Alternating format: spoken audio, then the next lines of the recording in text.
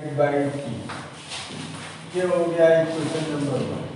देखिए हम बता दें आपको, हमको एक रिलेशन डिराइव करना है।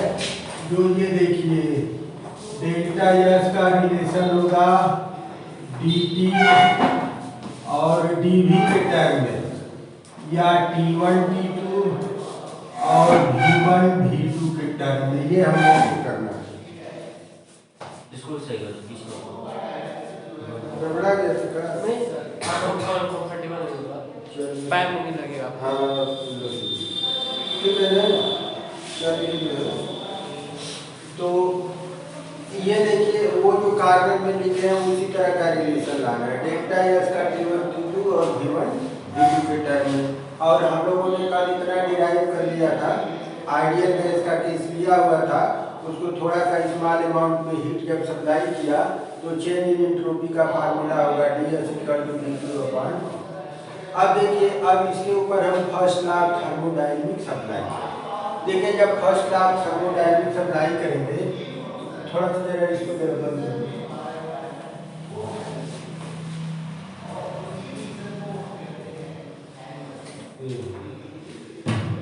जब अप्लाई करेंगे तो देखिए फर्स्ट लॉ ऑफ थर्मोडायनेमिक्स का फार्मूला होता है dE=dQ + dW। ये फार्मूला होगा। अब हम लोग को यहाँ पर जो है सोचना होगा कि W का साइन पॉजिटिव होगा कि निगेटिव होगा। तो हम लोग किसके लिए एक्सप्रेशन डिराइव कर रहे हैं? एंट्रोपी के लिए। और जब भी एंट्रोपी की बात करते हैं तो एंट्रोपी की बात जब करेंगे तो उसमें प्रेशर और टेम्परेचर कांस्टेंट होते हैं। और जब प्रेशर कांस्टेंट रहेगा तो उस समय जो वर्क होता है वो वर्क ऑफ एक्सपेंशन होगा। इसको थोड़ा रख लीजिए। कहीं भी अगर प्रेशर कांस्टेंट है तो वर्क ऑफ एक्सपेंशन होगा, अगर वॉल्यूम कांस्टेंट है तो वर्क जीरो होगा। तो चूंकि यहाँ एंट्रोपी की बात कर रहे हैं इसलिए प्रेशर कांस्टेंट होगा। तो फर्स्ट लॉ ऑफ थर्मोडायनेमिक्स का फार्मूला ये होगा dE=dQ - dW। देखिए इस रिलेशन की मदद से हम dQ का मान निकालेंगे। R dQ होगा dE + dW dE, और dW का मान हम लिखेंगे PdV। ये वर्क का फार्मूला। तो dQ हमको मिल गया dE + PdV। अब देखिए हम क्या करेंगे, ये dQ का मान इक्वेशन नंबर 1 में रख देंगे। जब रख देंगे तो हमको मिलेगा combined first and second law of thermodynamics. ठीक है, तो इक्वेशन नंबर 1 के बाद लिखिए जो मैं बोल रहा हूँ। Applying the first law of thermodynamics, applying the first law of thermodynamics,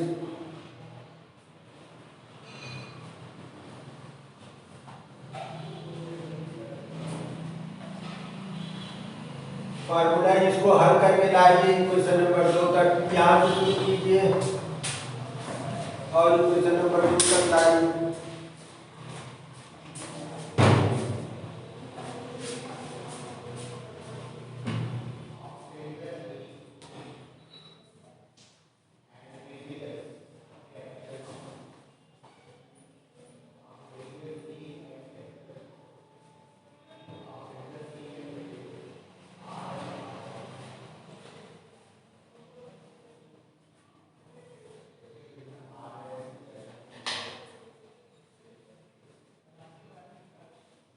ई कहाँ गए हो? ये जो आगे बैठते थे बिहार का था ना, जो आगे यहाँ बैठता था। बिहार बिहार गया तो एडमिशन तो इधर कहीं होगा ना उसका। DAV में है। देखिए अब हमको करना ये है, DQ का मान हमको इक्वेशन नंबर 1 में रखना है। मिलेगा so from equation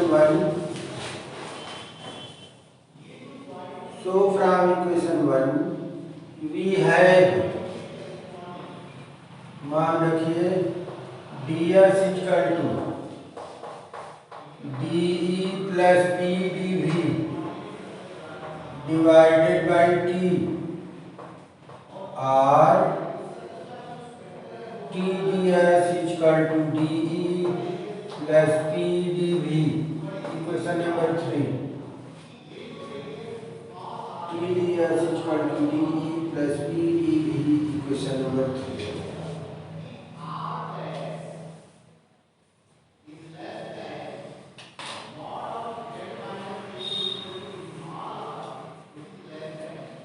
ठीक है, चलिए बात करेंगे।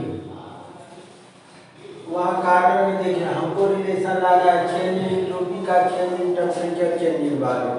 यह जो इक्वेशन नंबर 3 आया है इसमें चेंज इन एंट्रोपी तो है, चेंज इन वॉल्यूम भी है, लेकिन टेम्परेचर नहीं। अब हमको सोचना है कि इसमें टेम्परेचर कैसे आएगा। तो टेम्परेचर का आप अनुमान लगाइए तो इंटरनल एनर्जी से रिलेशन होगा। तो हम इंटरनल एनर्जी की जगह टेम्परेचर का टर्म जो है लाएंगे, तो टेम्परेचर भी हो जाएगा, वॉल्यूम भी हो जाएगा और एंट्रोपी, वही रिलेशन हमको खोजना है। तो अब आगे हमको सोचना है कि यह जो ई लिखा हुआ है यहाँ पर हम टेम्परेचर का टर्म कैसे लाएंगे। तो लिखिए जरा, नाउ वी नो दैट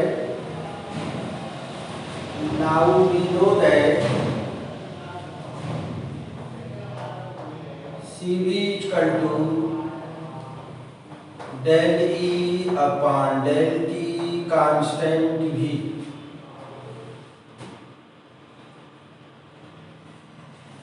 ये फार्मूला तो आप लोगों को मालूम है ना। चलिए, CV equal to del E del T constant V. अब देखिए हम क्या करेंगे, यहाँ से भी को हटाएंगे। जब भी को हटाएंगे तो यहाँ लिखेंगे CV इक्वल टू, हमने बताया था जब भी हटेगा तो पार्शियल डी में कन्वर्ट हो जाएगा, डी अपॉन डी टी। केवल भी हटाएंगे तो यही होगा। और यहाँ से हमको रिलेशन मिलेगा D equal to C V into D T, D equal to C V into D T.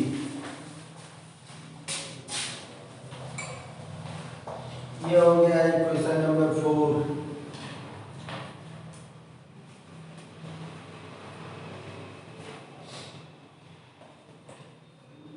Equation number 4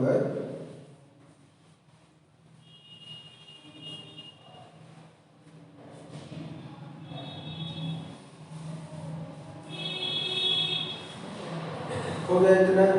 चलिए बात सुनिए, हम डी के जगह लिख देंगे सी भी इंटू डी टी, लिख देंगे ना। तो अब यहाँ डी टी भी आ जाएगा, डी भी आ जाएगा। लेकिन अभी एक और दिक्कत ये है कि जो हमको रिलेशन बताना है केवल टेम्परेचर और वॉल्यूम के टर्म में, यहाँ प्रेशर भी आ गया, प्रेशर का टर्म नहीं होना चाहिए।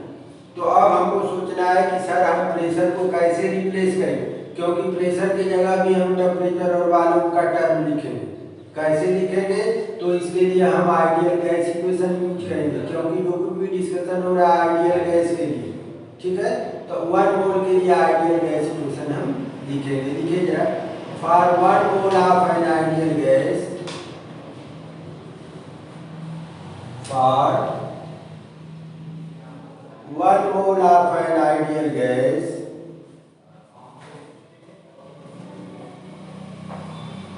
PV equal to RT,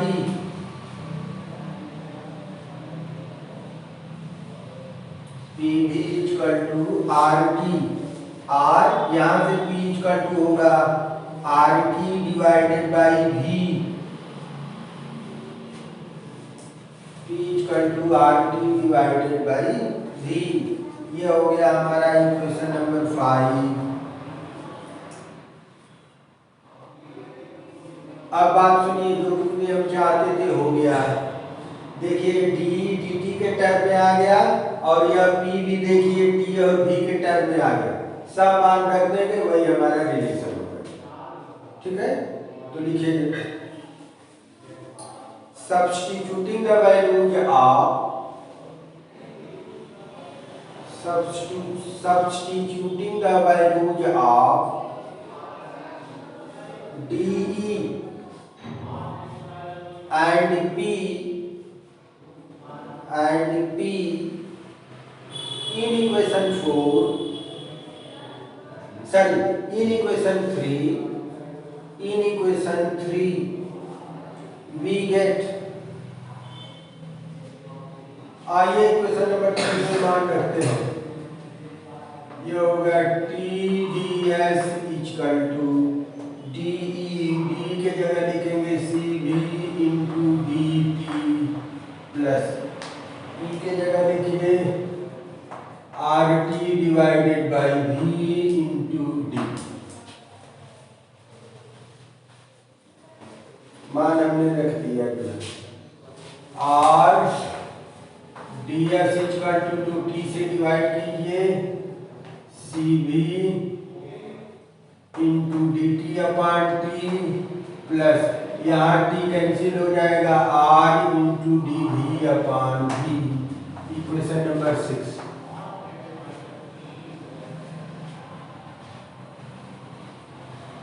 equation number 6।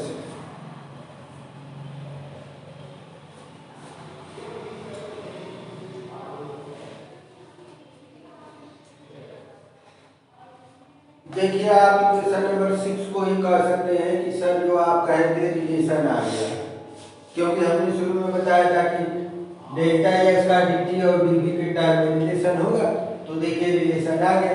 देखिए एक्चुअल में कंडीशन ये रिलेशन तो आ गया है, लेकिन यह रिलेशन जो है स्मॉल एंट्रोपी चेंज के लिए आया है। अगर टोटल चेंज इन एंट्रोपी की बात करें तब सोचना है कि हमारा फार्मूला क्या हो।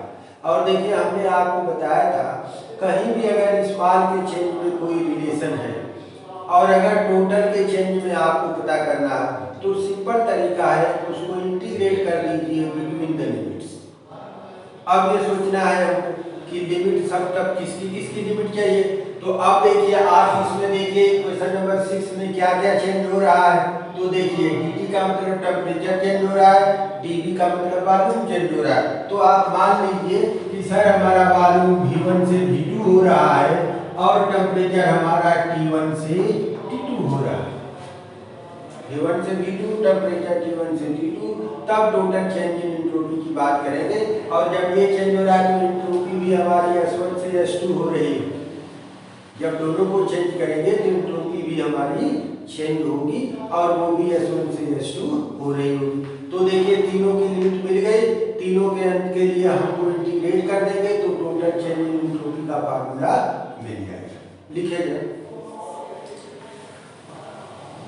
if the volume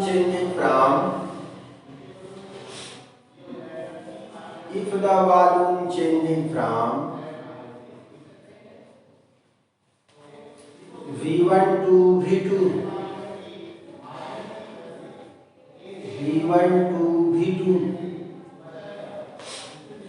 when temperature changing from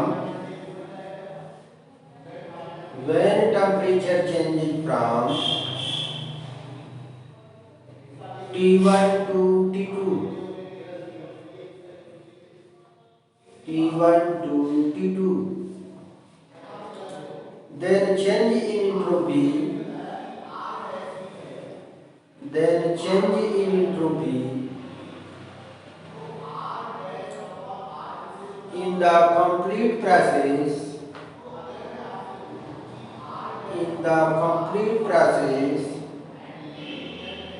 is given by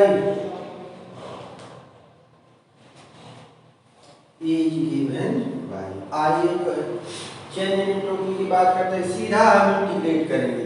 चलिए अब इधर का इंटीग्रल करते हैं। ये देखिए तो हमने इंटीग्रल कर दिया ds का, इधर cv को बाहर करिए और इंटीग्रल करिए तो है क्या कहते हैं कि dt अपॉन p का, इधर कैपिटल R भी कांस्टेंट बाहर कीजिए, इंटीग्रल कीजिए dv अपॉन।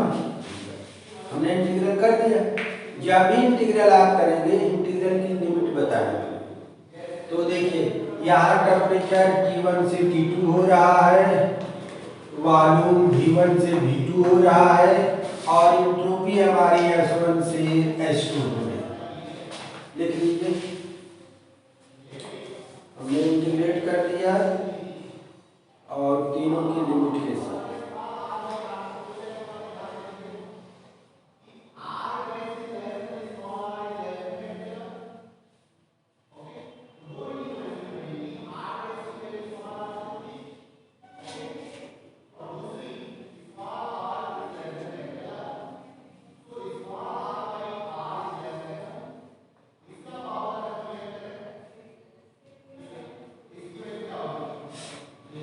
आगे बढ़ाएं। चलिए बात सुनिए जो है, आप लोग कुछ फार्मूला जानते होंगे। देखिए dx का इंटीग्रल होता है x, इसी फार्मूले पर जब बैठाएंगे तो ds का इंटीग्रल होगा x, ऊपर अपर लिमिट नीचे लोअर लिमिट। फिर यहाँ चलिए देखिए ये जो लिखा हुआ है हम इसको ऐसे लिखते हैं 1/x dx, वो dt अपॉन t है तो आप लिखेंगे 1/t dt, तो इसकी वैल्यू होती है ln x। अभी लाख में जरूरत पड़ेगी तो बदल देंगे, हम लोग ln में ही अक्सर लिखते हैं तो ln x, तो यही फार्मूला हम यहाँ यूज करेंगे। तो ये हो गया हमारा c भी बाहर हो गया, ये हो गया आपका ln t, ऊपर अपर लिमिट नीचे lower limit plus capital R, और ये हो गया ln v, ऊपर अपर लिमिट नीचे लोअर। लिख लीजिए हल कर दें, आंसर आ ही गया है, इंटीग्रल कर दिए मीन्स आंसर आ गया।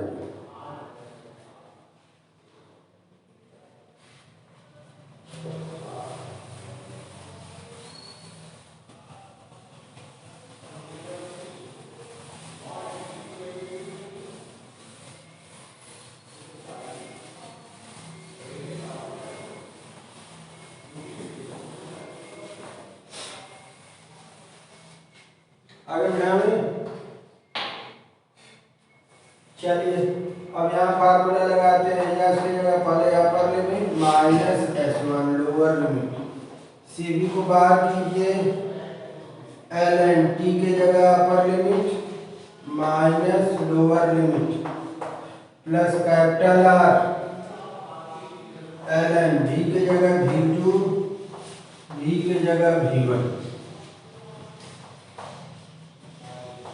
cv, और ये हो जाएगा ln t2/t1 plus capital R, ln v2/v1, और ये आपका हो जाएगा डेल्टा s।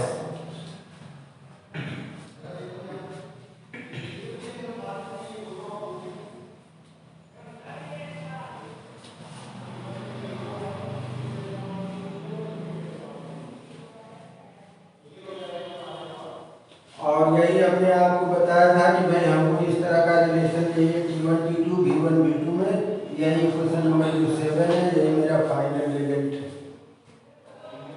डेल्टा यस का t1 t2 v1 v2 के टर्म में रिलेशन। चलिए दूसरा रिलेशन हम लोग को डिराइव करना है।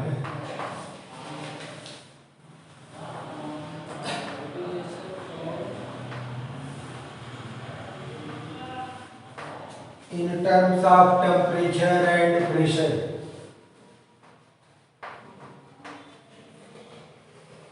in terms of temperature and pressure,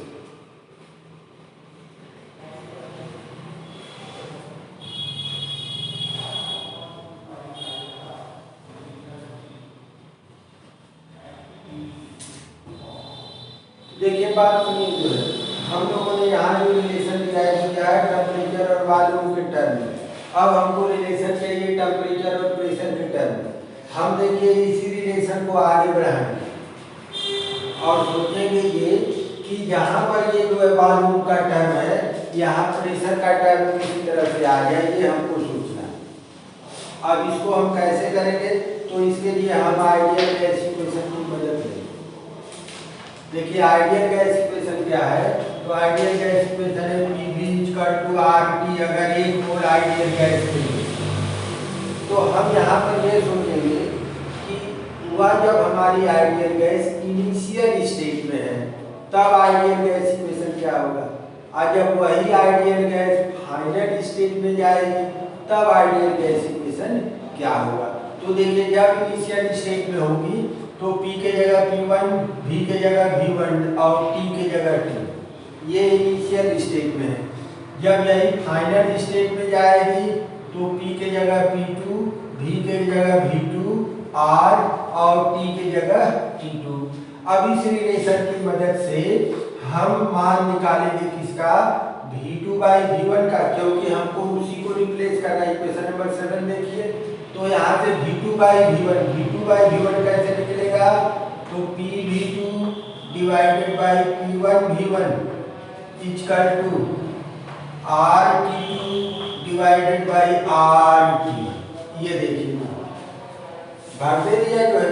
अब क्या होगा? R से R आपका कैंसिल, यानी ये हो गया T2 बाई T1, और हमको मान किसका चाहिए? V2 बाई V1 का। तो V2 by V1 equal to होगा T2 by T1 T1 by. ये देखिए रिलेशन आ गया टेम्परेचर और प्रेशर के टर्म में। हमको टेम्परेचर और प्रेशर के टर्म में ही रिलेशन चाहिए, उसी में रख देंगे, हमको नया रिलेशन जो है मिल। चलिए तो काम शुरू कीजिए। If P1 and P2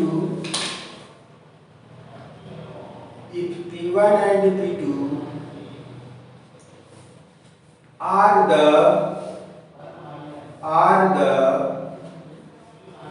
initial and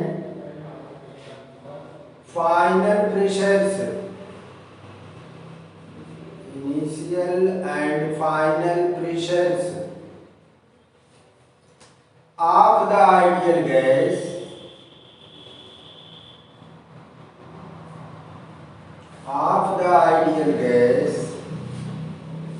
then the ideal gas equation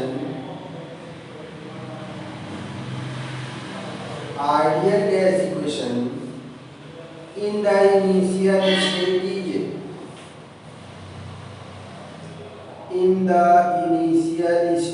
is अब उतारिए P1 V1 equal to R P1,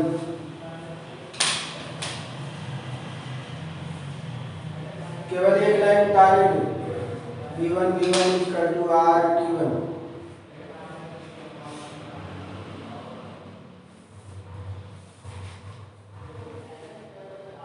And similarly for final state is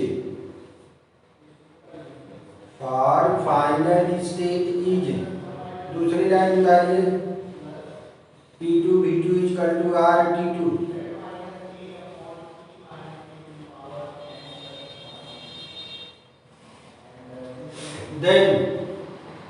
then करके अब ये दोनों लाइन उतार दो और इसको कहिए equation number 8।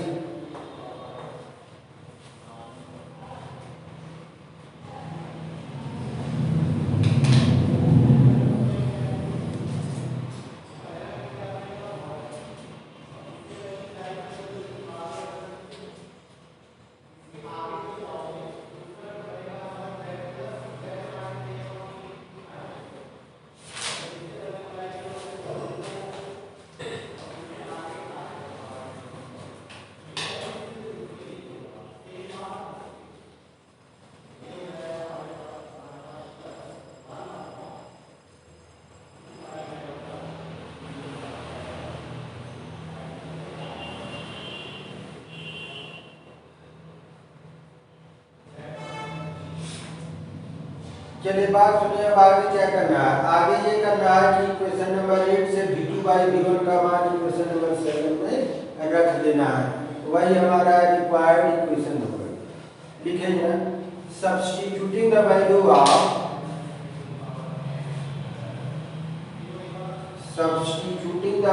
Of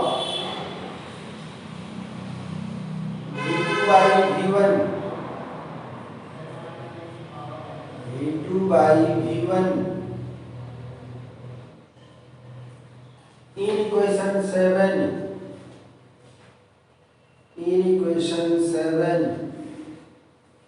we get, आइए इक्वेशन नंबर 7 में मान रखते हैं delta S equal to CV ln T2 by T1 plus capital R ln, अब यहाँ हम मान लिखेंगे T2 by T1 into P1 by P2।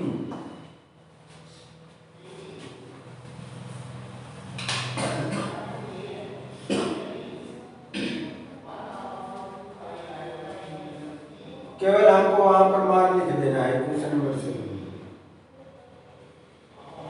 ठीक है, चलिए अब इसको आगे बढ़ाते हैं। Delta S equal to C भी ln T2 by T1 plus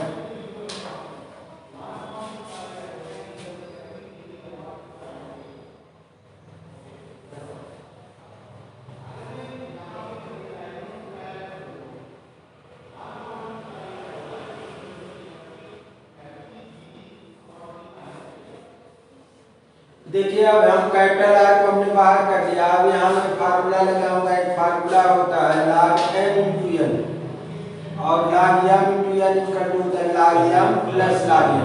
तो वो फार्मूला लगाएंगे तो हम लिखेंगे ln T2 by T1 plus ln P1 by P2।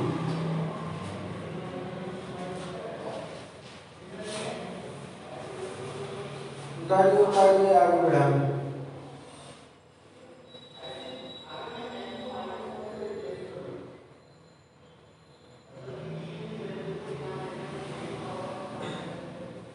अब बात सुनिए, जब ऐसा लिख देंगे तो देखिए एक लाइन में कम करने जा रहा हूँ, बात आपको समझा के जो है हम अब आर को इसमें मल्टीप्लाई करेंगे। जब मल्टीप्लाई करेंगे तो सुनिए are ln T2 by T1 आप प्लस उसके साथ भी आर आएगा।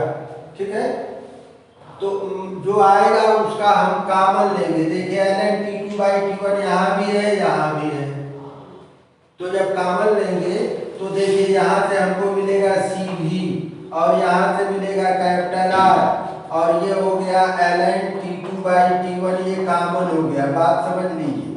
आज जब कैपिटल आर को मल्टीप्लाई करेंगे तो यहाँ मिलेगा are ln P1 by P2। एक लाइन हमने कम कर दिया है, बात समझ में आ गई है। गुणा भी किया, कॉमन भी ले लिया, तो लाइन को उतारिए।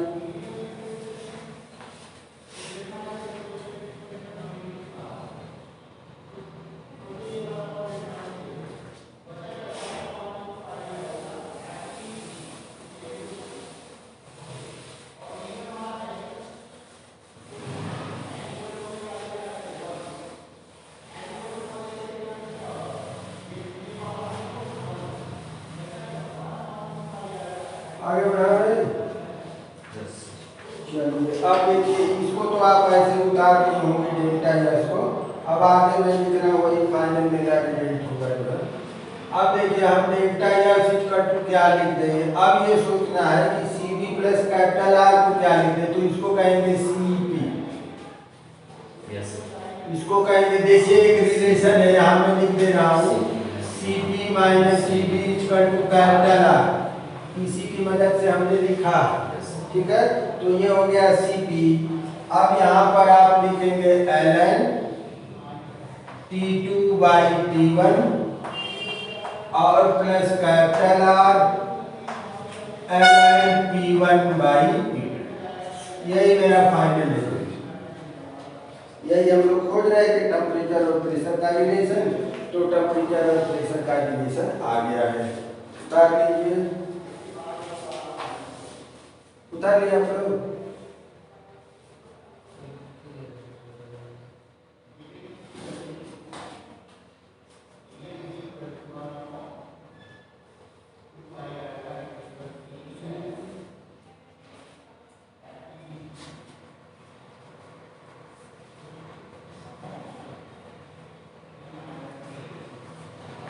ठीक है, देखिए रिलेशन आ गया, कोई दिक्कत नहीं है। लेकिन जब बुक में आप देखेंगे, अब हम बुक में जो दिया है उसको मिलाने जा रहे हैं। ऐसा नहीं कि रिलेशन गलत है, उसको मिलाने जा। बुक में ये दिया हुआ है जैसे यहाँ T2 बाई T1 है वैसे यहाँ लिख रहा है P2 बाई P1। ये देखिए बुक में ऐसे दिया हुआ है। तो अब सोचिए जब इसे P2 बाई P1 करेंगे तो इसका साइन बदल देंगे, कर देंगे माइनस आर। तो ये आपकी अगली लाइन होगी, उसमें करेक्शन नहीं होगा। अगली लाइन में लिखिए, अगर P2 को ऊपर रखना चाहेंगे, P1 को नीचे रखना चाहेंगे, यानी किताब में जो दिया है उसको मैच कराना है, तो आप इस तरह से इसको लिखेंगे। ये हमारा फाइनल प्रेजेंट है इक्वेशन नंबर 9। तो यही दोनों रिलेशन हम लोगों को पढ़ने थे।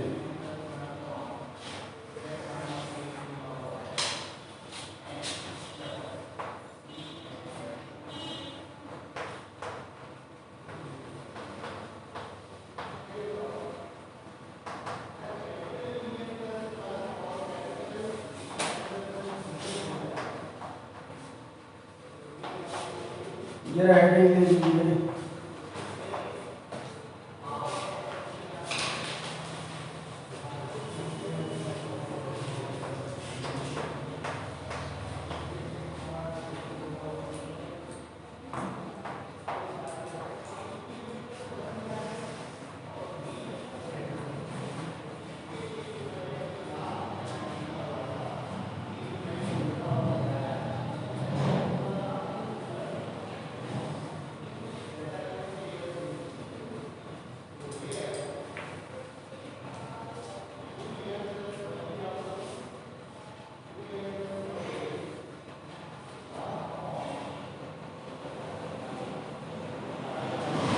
Gibbs function or Gibbs free energy और फ्री एनर्जी, केवल फ्री एनर्जी भी कहेंगे तो उसका मतलब भी गिब्स फंक्शन से ही है।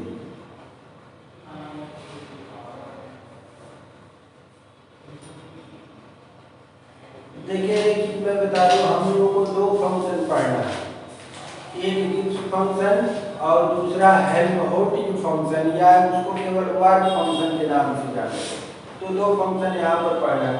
देखिए जो गिब्स फंक्शन है या गिब्स फ्री एनर्जी है या केवल फ्री एनर्जी कहेंगे तो इसको हम जो है कैरेक्टर जी लेटर से रिप्रेजेंट करते हैं। और डिफाइन करने का जो फार्मूला है, फार्मूला ये है G equal to H minus T S. इसी फार्मूला से इसको एक्सप्लेन करते हैं। यह क्या है, एंथैल्पी है, टी टेम्परेचर है, या आपकी सिस्टम की एंट्रोपी है। देखिए बात ये आती है कि सर ये फ्री एनर्जी हमको बताती क्या है। तो फ्री एनर्जी एक इस तरह का पैरामीटर है जो हमको ये बताएगा कि कोई सिस्टम वर्क कर रहा है कि नहीं कर रहा। कोई प्रोसेस आप कंसीडर किए हैं, वो प्रोसेस होगा कि नहीं। तो बहुत ही यूजफुल पैरामीटर है जिसकी मदद से हम किसी प्रोसेस के बारे में बता सकते हैं कि प्रोसेस वर्क करेगा कि नहीं। कोई रिएक्शन आपने लिया है तो रिएक्शन होगा कि नहीं। ये सारी चीज़ें हम जो है चेंज इन फ्री एनर्जी की मदद से बताएंगे। तो पहले फ्री एनर्जी की बात करेंगे, फिर चेंज इन फ्री एनर्जी की बात करेंगे, और फिर देखेंगे कि चेंज इन फ्री एनर्जी और वर्क में क्या रिलेशन। ये सारी चीज़ें इसमें हम लोगों को डिस्कस करना है। तो लिखिए जरा,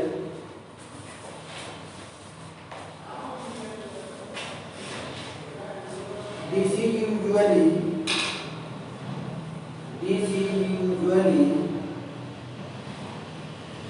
denoted by G, character G, and defined as this is usually denoted by character G and defined as, formula लिख लीजिए, ब्लैक बोर्ड पर लिखा हुआ है, G equal to H minus T S.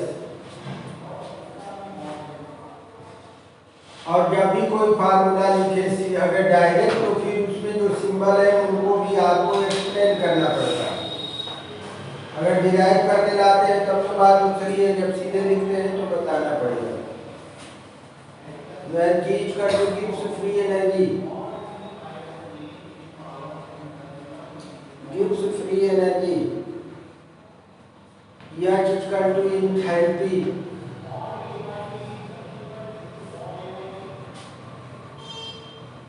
T equal to temperature, and S equal to entropy, and S equal to entropy.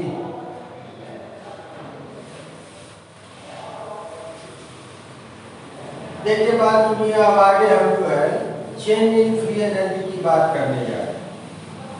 जब हम change in free energy की बात करेंगे जो है, देखिए आप जो है एक बात जानिए, जब भी हम फ्री एनर्जी की बात करते हैं तो दो पैरामीटर हमारे कांस्टेंट, टेम्परेचर और प्रेशर, ठीक है। तो अब जब अभी हम टेम्परेचर को कांस्टेंट मानेंगे, आगे प्रेशर भी आपका कांस्टेंट के रूप में आ जाएगा। आप जान जाएंगे कि यहाँ प्रेशर है। अभी इस समय हम केवल टेम्परेचर को कांस्टेंट मानेंगे। तो हम ये मान रहे हैं कि मान लीजिए सिस्टम हमारा इनिशियल स्टेट में है, तो अगर इनिशियल स्टेट में है तो कांस्टेंट टेम्परेचर पर फ्री एनर्जी क्या होगी? तो फ्री एनर्जी होगी G1 equal to H1 minus TS1 constant temperature पर। अब यही सिस्टम जब फाइनल स्टेट में जाएगा तो फ्री एनर्जी हमारी होगी G2 equal to H2 minus TS2। तो शुरू में हम ये मानेंगे कि सर कांस्टेंट टेम्परेचर में इस तरह से हम लिखेंगे, और जब G2 और Q1 पता चल जाएगा तो घटा देंगे तो हमको चेंज इन फ्री एनर्जी मालूम। चलिए लिखेंगे। Let us suppose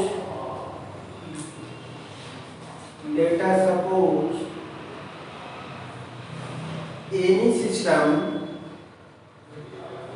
in state 1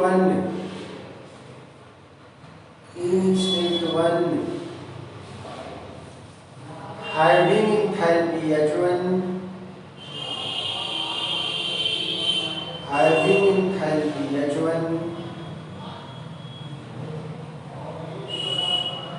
comma entropy S1 at temperature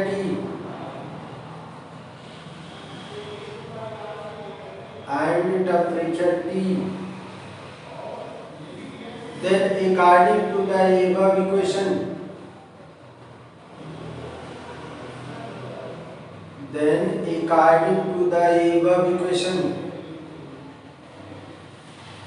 अब आप ब्लैक बोर्ड पर से इक्वेशन नंबर 1 उतारिए।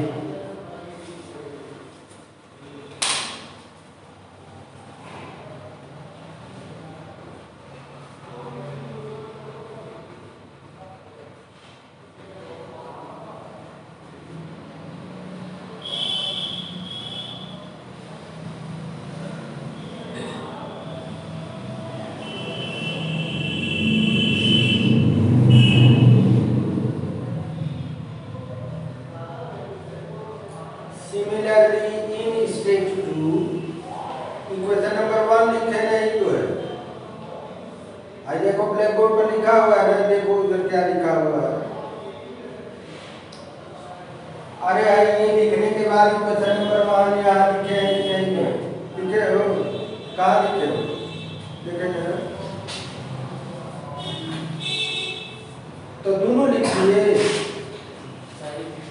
अरे क्वेश्चन नंबर 1 है, क्वेश्चन नंबर 2 दोनों लिख दिए। अभी तो लिखवाएंगे, अब रहने दो। हम कहेंगे क्वेश्चन, हम कहेंगे काहे नहीं आए क्वेश्चन नंबर दे रहे हो, तो हम कहेंगे इसको उतारने के लिए तुम्हें भी उतार दो। भाई जितना कहे वो तो समझाने के लिए समझा दिए, अब बोल रहे हो उस अनुसार उतार लिखो जरा। हम कहेंगे काहे नहीं क्वेश्चन नंबर दे रहे हो। सिमिल है बहती गंगा बहता जा रहा है। क्या बहती गंगा बहता जा रहा है सर। मैं जरा मुंह खोल के बोलो, समझ नहीं। बहती गंगा बहता जा रहा है, समझे नहीं हो तुम्हारे सब लिखते जा रहे हैं मतलब।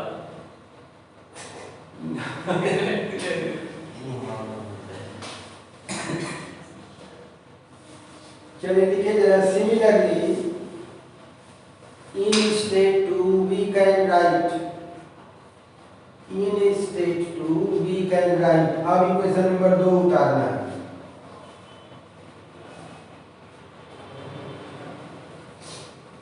ये नहीं धुरंधर का कहाँ गए बिहार वाले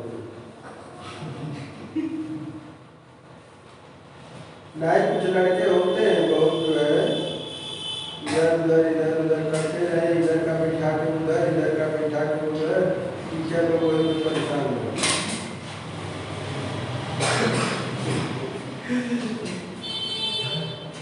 असल में भाई हम लोगों को यही काम करते हुए, और जानते हो जैसे अब आप लोगों को मालूम नहीं होगा, ये मेरा नोट कई जगहों पर है। कुछ टीचर लड़कों को पढ़ाए, उनसे फोटो कापी कराए हैं, कुछ हमसे मांग के फोटो कापी कराए कि सर नोटवा दे दीजिए, पढ़ाने में ठीक रहे। अभी भी ऐसी डिपार्टमेंट का सिलेबस बदला है, बहुत टीचर पढ़ने के चक्कर में नहीं, वो रोज फोन करते हैं सर कई मिनट का नोट बना दिए। अरे भाई इतना बनल बा सर, जरा दे दीजिए फोटो कापी करा देते, के बैठ के बना। तो भाई देखिए, मान लिया हम तो फोटो कापी दे देंगे, लेकिन जब आप पढ़े ही नहीं है तो भाई वही के उतने जो करके वो करें। अब देखिए एक बार एक लड़का हमसे मिल गया कोचिंग में जो है, तो वो कहने लगा सर ऐसा है कि हमारे कॉलेज में जो सर है वो नोट तो उनका सर आप ही से एकदम मिलता है जो आपका है वही, लेकिन उन समझा नहीं पाते हैं। तो हम उससे कहा कि कहीं हमारे नोटवा फोटोकॉपी करके गुरु जी पढ़ा रहे। तो भाई कई तरह की दिक्कत ये आती है, फिजिकल के टीचरों को दिक्कत ये आती है कि बायो के भी जो बायो बैकग्राउंड के जो लड़के हैं वह भी केमिस्ट्री के टीचर हैं, आप उनको जो है इंटीग्रेट डिफरेंशियल एकदम नहीं आता, वो अपना जो है रट फट के इधर उधर करके पढ़ाते हैं। और ये थर्मोडायनेमिक्स वाला जो दोनों टॉपिक है फर्स्ट और सेकेंड, ये थोड़ा पढ़ाने में लोगों को दिक्कत होती है, इसके बाद वाले चैप्टर में कोई दिक्कत नहीं। तो अब हम लोगों में भी कुछ कमियां हैं भाई कि हम लोग जो है पढ़ेंगे नहीं, आज चाहेंगे कि बिना पढ़ने के ऊपर नोट फोटोकॉपी करा के और वहीं से पढ़ा दें। अब हर टीचर के लिए सर दर्द है, बीएससी पार्ट का सिलेबस बदल गया है ना। हमारे जब हम रोज बैठ के नोट बनाते हैं, अच्छा किताब पाँच जो लिए हैं भाई, आज दिक्कत है कि जब नोट बनाते हैं तो पहले पन्ना पर बनाते हैं, आज जब पढ़ाते हैं तो 4 मिनट उसको काटते छाटते, जब लग जाएगा 4 मिनट काटने का भाई अब सही हो गया तो तब उसको फेयर करते। तो ये नहीं है जो है, लेकिन ये है कि भाई अब जिसका जैसे भी किया जाए। लड़के अब पार्ट 1 के लड़के हैं, कुछ अभी आज बेंजीन रिंग बनाए थे भाई, ठीक है हमारा टॉपिक नहीं, लेकिन भैया तुम इंटर पास करके आए हो, कम से कम जानना तो चाहिए कि भाई ये बेंजीन। पूरा क्लास शांत हो रहा है। अब 20 दिसंबर से बच्चों की परीक्षा है भाई, जब पूरा क्लास शांत रहेगा तो हम पढ़ाएंगे। हमको तो पता नहीं चल पा रहा है कि हमारी बात को समझ में आ रही है कि नहीं आ रही। कुछ तो रिस्पांस होना चाहिए कि पता चले कि भाई हमको समझ में आ रहा है। ये कुछ पूछेंगे ना एकदम से लगता है भाई ये बात तो सही है कि वो बेचारे हाई स्कूल ही पास है, अब उन समझ तो कहेंगे तो उनको बुरा लगे क्योंकि ना तो 11 पढ़े या 12 पढ़े। हमको लड़का ऐसा चाहिए जो इंटर पास हो कि हमारी बात समझे, लेकिन भाई अब जो मिला है वही ना भाई पढ़ाएंगे। जब हाई स्कूल पास है मिलन मान से तो नहीं भी पढ़ाएंगे। यहाँ भाई अभी मान लीजिए 20 दिसंबर की परीक्षा है, यहाँ डायरेक्टर का प्रेशर आएगा कि नहीं सर आपके तो कुछ भी नहीं खत्म, आज सब खत्म कर दिए तो पहले कुछ पढ़ो ना करें। भाई ये भी है कि सब खत्म हो गए ना, तो जैसे आए थे वैसे ही आज भी है। तो भाई जैसे आए थे वैसे ही है, उससे अच्छा था कि उधर ही रहे होते, पैसों बचा होता, समझियो बचा होता। भाई केवल ये उद्देश्य नहीं रहता कि हम पैसा दे लिए हो गया, अरे भाई पढ़ा रहे हैं तो बच्चा कुछ सीखे। और ये नहीं है अभी लड़का आपका जो 70% 80% नंबर आएगा तो हम भी सीना वो करके चौड़ा करके कह रहे हैं भाई हम भी पढ़ा रहे हैं, भले आप मेहनत किए लेकिन हम उसमें जोड़ देंगे कह रहे हम कुछ में पढ़ा रहे हैं। आज जब फेल हो जाएगा अब तो भाई ये तो कोई फेल होगा नहीं, लेकिन बैग कितना साल बैग में रहेंगे, बैग है कोई फेल नहीं। सरकार ने ऐसा नियम बना दिया कोई भी ऐसी में फेल नहीं होगा, उसको बैग में डालिए, पता ना बैग को साल मिलकर क्लियर भगवान कोई फेल नहीं होगा, बैग में इनको सर रखे। तो जब लड़का ने बेंजीन का फार्मूला जाना था, अभी ये देखिए हमारे कॉलेज में आया था, हम पूछे कि भाई क्या क्या, तो कहा कि केमिस्ट्री। भाई कॉलेज में रहता है कि भाई जो लड़का होता है एडमिशन, पूछे कि वाटर में कौन कौन से एलिमेंट होते हैं, तो वो केवल में नहीं कि वाटर में कार्बन ऑक्सीजन होता है। अब वो हम कहाँ पढ़ा ये कि वाटर नहीं के मालूम, अब कोई कि सर हमको केमिस्ट्री पढ़ना है। तो हम लोग देखो जैसे जैसे हम लोग का भी एक तरीका है पढ़ा। मान लीजिए किसी क्लास में हमको 5 बच्चे 6 बच्चे 10 बच्चे भी मिल गए जो हमारी बात को समझ रहे हैं, तो हमारा काम चल जाएगा, हम जान जाएंगे कि समझ कोई तो समझने वाला। जब पूरा क्लास शांत रहेगा हम पढ़ाएंगे। हाँ मैंने वही, जब पूरा क्लास शांत रहेगा तो हम पढ़ाएंगे क्या भाई।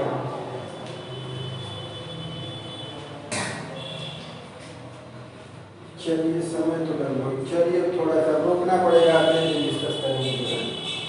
चलिए जरा ये देखिए जो है अब बात ये आ गई है कि ये इनिशियल में हो गया, ये फाइनल में हो गया। अब हम बात करेंगे चेन की बात। देखिए जरा Now change in free energy.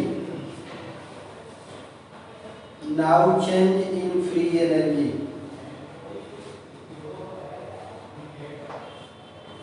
Change का मतलब फाइनल में से इनिशियल को घटाएंगे G2 minus G1 equal to, इधर आप लिखिए H2 माइनस PS2 और माइनस H1 माइनस PS1,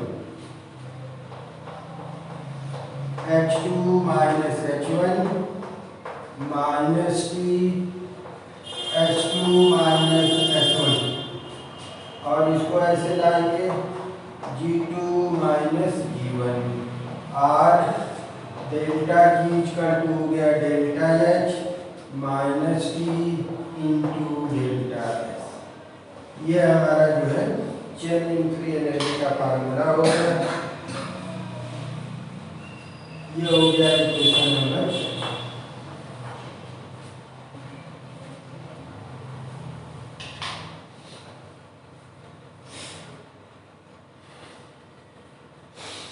देखिए जो है ये जो फार्मूला जो आया हुआ है चेन इन फ्री एनर्जी का, अब इस रिलेशन को हम वर्क के टर्म में लाएं, क्योंकि हमने आपको बताया था कि यह इस तरह का पैरामीटर है जो आपको ये बताएगा कि कोई सिस्टम वर्क करेगा नहीं। तो वो तभी मालूम होगा जब इधर वर्क के टर्म में फार्मूला इस समय वर्क के टर्म में है। तो अब आगे हमको सोचना है कि यह जो इक्वेशन नंबर 3 है ये वर्क के टर्म में कैसे आएगा। तो अब आगे हम इसको वर्क के टर्म में लाएंगे और फिर वहां पर आपको एक्सप्लेन करेंगे कि सिस्टम कब वर्क करेगा, कब वर्क नहीं करेगा, कब कोई प्रोसेस होगा, प्रोसेस नहीं। तो ये सारी चीजें जो है डिस्कस करना है। चलिए, अरे भाई थोड़ा इधर उधर की बात भी बताना जरूरी है, नहीं तो आप लोग कहेंगे कि सर केवल पढ़ाने वाला ही काम करते हैं। भाई आपको भी इसी पैसे में रहना है क्यों? लेकिन हम तो राय देंगे कि आप लोग पढ़ाने उड़ाने वाला काम मत सीखिए, दूसरा कोई काम सीख लीजिए, क्योंकि नहीं का बोल ही ना आते। जैसे हमके टेंशन होता है उधर आपको भी टेंशन होगा और दिन पर दिन लड़के और गड़बड़ा। ये मत सोचिए कि लड़के कुछ दिन में तो नहीं हुआ, लिखना भी नहीं जानेंगे। कब तू मोबाइल में देखा था भाई, शुरू में ही चलाव हो गया लड़का प्राइमरी से मोबाइल पर, और दिक्कत ये है घर में मोबाइल दे दिया गया, वो अपना देख रहा है। सर अब तो गवर्नमेंट भी दे